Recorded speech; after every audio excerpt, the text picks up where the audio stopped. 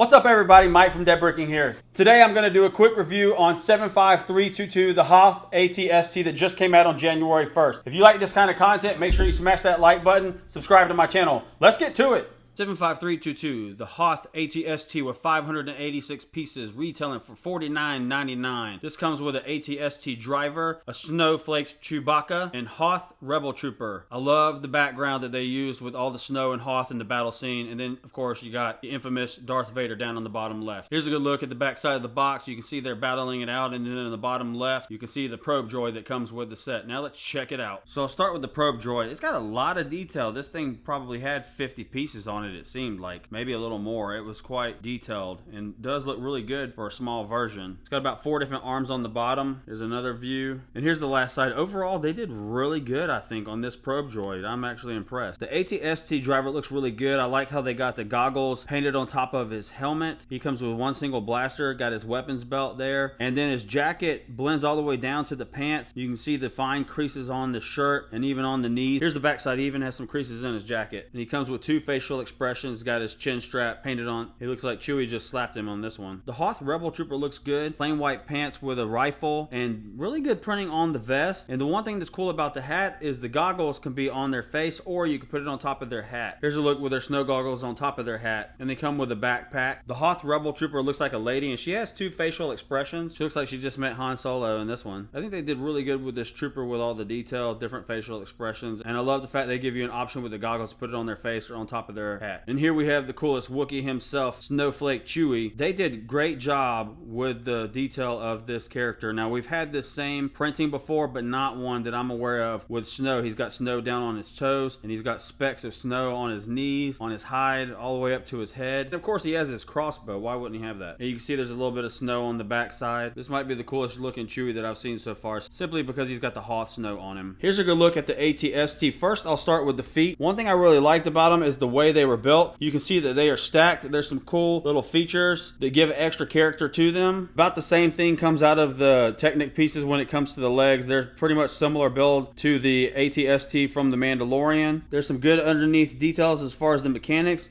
Then you got a couple guns up here, 2 spring-loaded shooters, the front part of the armor. Then you got the top hatch. You got the little hatch that opens up if the guy wants to peek his head out. Here's a good look from the back side of the cockpit so you can see the controls in there where the driver sits. There's a clip on either side where you can put his gun if you would like to. Here's a good look at the side. Here you can see the detail of the other side. And I really like this gun mechanism that they have here. And here you can see the back side. You can see these 2 pins. If you push them in, they shoot the stud shooters out. I'll show you in just a second. And here you can see a little knob and you can turn the head of the ATST 360 degrees if you choose to. And then if I press the little buttons on the back side, it shoots the spring-loaded shooters. Here you can see the ATST driver in the cockpit. For $50, I think they did a really good job with this ATST. A lot of detail. I really like the plane. It looks really good. It looks just like it does in the movies. Here you can see the comparison of the Mandalorian ATST versus the Hoth ATST. They're very similar, but you can definitely see subtle differences. This one obviously has all the stickers. It's got armor plating stickers on the legs, and the footing is definitely different. This one seems a little broader, but these seem to be a little taller, a little bigger, which I actually like a lot better. Overall, they're both really good looking sets. So now let's look at a handful of the ATSTs that have come out over the years. The most recent being the ATST Raider 75254. Now, you can easily get this set for $40 still. I still see them in my local Walmart. It's almost like they can't get rid of them now. But it's funny, if you go to Camel,